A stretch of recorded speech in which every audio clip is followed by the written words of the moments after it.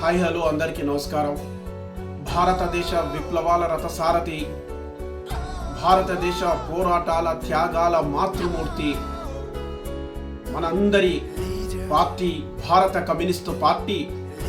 ఈ భారత గడ్డ పైన పుట్టి నేటికి సరిగ్గా 100 సంవత్సరాలు పూర్తవుతున్నటువంటి ఒక చారిత్రాత్మకమైనటువంటి ఈ రోజులో ఎంతో ఉత్సాహంగా, ఎంతో ఉద్వేగంగా ఉన్నటువంటి కమ్యూనిస్టు శ్రేణులందరికీ, పార్టీలు ఏవైనప్పటికీ, ఒక సిపిఐకి మాత్రమే కాదు, దేశంలో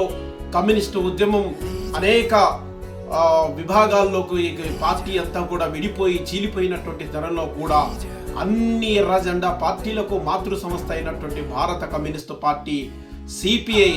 26 డిసెంబర్ 2025 నాటికి ఇది 100 సంవత్సరాలు పూర్తి చేసుకున్నటువంటి ఈ శుభ సందర్భంగా అలనాడు పార్టీలో మొట్టమొదటి ప్రధాన కార్యదర్శి అయినటువంటి కామ్రేడ్ ఘాటియా గారి నుంచి మొదలుకొని నేటి ప్రధాన కార్యదర్శి రాజా గారు వరకు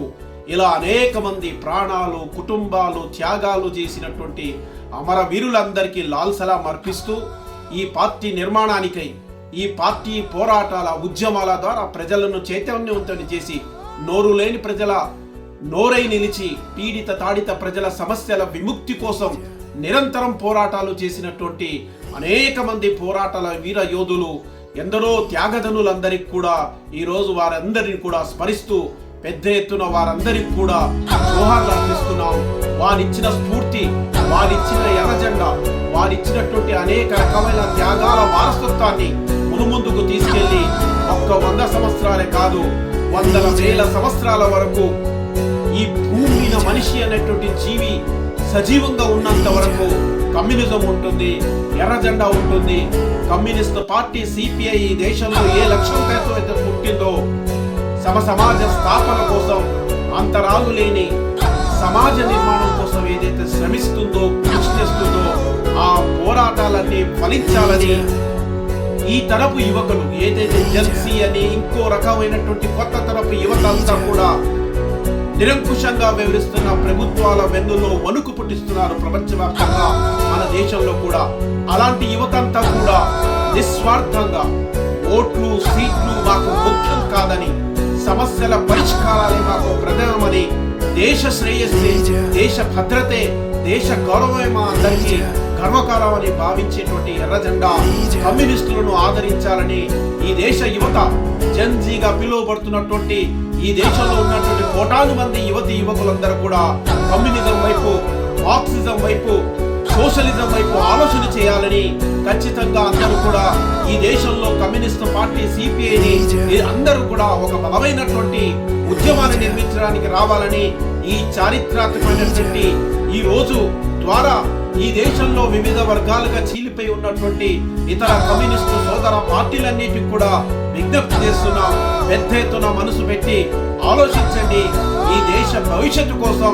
కమ్యూనిస్టు పార్టీలన్నీ కూడా ఏకమై, ఎలాగైతే నేపాల్లో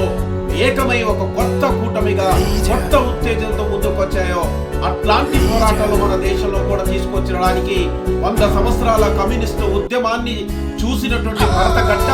రాబోయేటువంటి ఈ కొత్త శతాబ్దపు మొత్తం నుండు మీసాల యువకులతో నిండి ఒక కొత్త రకమైనటువంటి పద్ధతులు మనం అంతా కూడా ముందుకెళ్ళి ఈ దేశంలో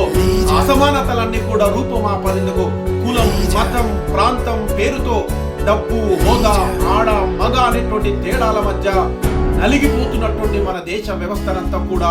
పైకి లేపి ఒక గౌరవపదమైనటువంటి ఉన్నత స్థానాలను నిలబెట్టడానికి, ఈ దేశంలో నిజమైనటువంటి సమానత్వాన్ని కలలు కన్నటువంటి మహానీయుల ఆ కళలన్నీ నిజం చేయడానికి మనమంతా కూడా ప్రయత్నం చేయాలి. అందుకు కమ్యూనిస్టు పార్టీలన్నీ ఏకం కావాలి. కమ్యూనిస్టులను కూడా ఒక్కసారి కమ్యూనిస్టుల వైపు ఆలోచించమని ఈ దేశ యువత మేధావి వర్గానికి, ఈ దేశంలో ఉన్నటువంటి కోటాను మంది మహిళలకు, రైతులకు, కార్మికులకు, నిరుద్యోగులకు, ఉద్యోగస్తులకు, సకల ప్రాంతాల వ్యవస్థలకు, ముఖ్యంగా విద్యార్థి లోకానికి అందరూ కూడా పిలుపునిస్తూ ఈ దేశం కోసం ఏ పోరాటాలకైతే అసువులు బాసారో, ఈ దేశ స్వాతంత్ర ఉద్యమం నుంచి మొదలుకొని తెలంగాణ రైతాంగ సాయుధ పోరాటంలో అసువులు బాసినటువంటి తెలంగాణ అమరవీరులు, సాయుధ పోరాట యోధులు, లేకపోతే అనేక పోరాటాల్లో ఎర్రజెండా నాయకత్వాన్న ప్రభుత్వాలకు వ్యవస్థలకు తిరుగుబడి ప్రజలకై ప్రాణాలిచ్చిన అమరులందరికీ ఈ శుభ